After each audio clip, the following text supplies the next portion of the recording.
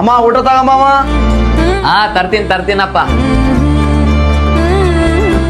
ತಂದು ಕೊಡ ಇನ್ನ ಅವನಿಗೆ ಚಿಕನು ಮಟನು ಅನ್ನ ಸಾರು ಎಲ್ಲ ವೆರೈಟಿ ಐಟಮ್ಗಳು ತಂದು ಕೊಡೋ ಅವನಿಗೆ ಏನ ತಿನ್ನಕ್ಕೆ ಹೆಂಗನ ನಾಚಿಕೆ ಬರ್ತಾರಲ್ಲ ನಿಮಗೆ ಲೇ ₹1 ದುಡಿಯೋ ಯೋಗ್ಯತೆ ಇಲ್ಲ ನಿನಗೆ.